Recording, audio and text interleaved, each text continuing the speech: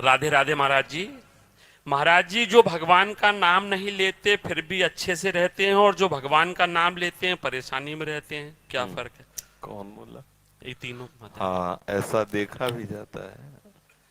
क्या होता है कि जैसे कोई प्रभु का नाम जप नहीं कर रहा और बड़ा लौकिक पदार्थों से भरा पूरा देखा जाता है, सुखी देखा जाता है, तो उसमें हमारे भागवतिक विधान में एक सिस्टम है।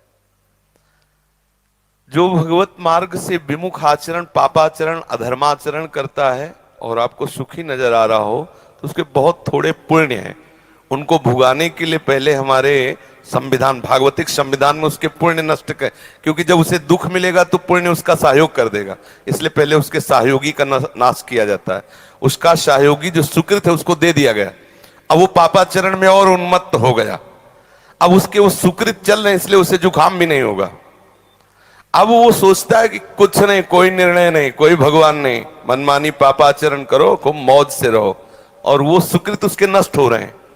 और जिस दिन उसके सुकृत नष्ट हुए, फिर मिटिया मेट होते हुए देखा है। देखा है, शास्त्रों का विधान तो है ही, हमने देखा है। एक ठाकुर रामबली सिंह जमींदार, आसपास बंदूक लेके चलते, ऐसा बच्चापन में उनको देखा हमने।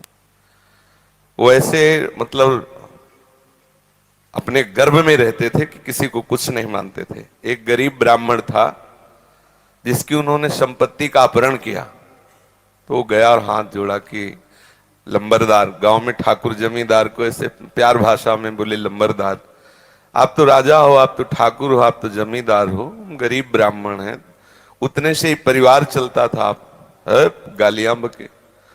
उन्होंने पैर छुआ ब्राह्मण ने ऐसे, और रो दिया और वापस आ गया। जानते हो, आज उनके कुल में कोई पानी देने वाला नहीं। कुछ ही दिनों में बड़ा लड़का भयंकर कैंसर से बीमार हुआ, मर गया। दूसरा दिमाग खराब हो गया, तीसरे की टांग टूट गई, चौथा लेबरी करके उनको जो खवाने वाला था पीलिया हो गई।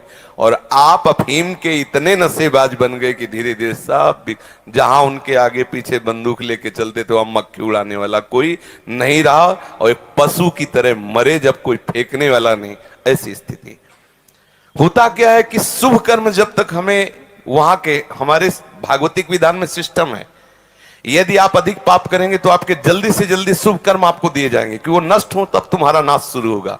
और जब आप भागवतिक कार्य करते हैं तो देख लिया गया ना कि आप संभल रहे हो, तो आपको कोई बाधा ना पहुंचा सके, इसलिए आपके जो पाप कर्म हैं उनको फेंक दिया गया कि उधर से खाली करो।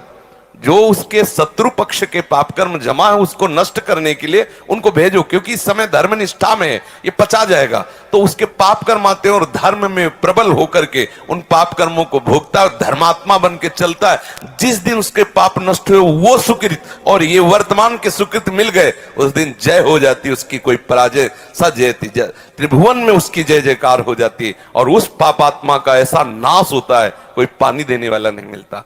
ऐसा नहीं है कि पापी पुरुष मौज से है और धर्मात्मा कष्ट से है, उसके रहस्य को नहीं जानती, इसलिए तुम्हें ऐसा लगता है। समझ पा रही हो?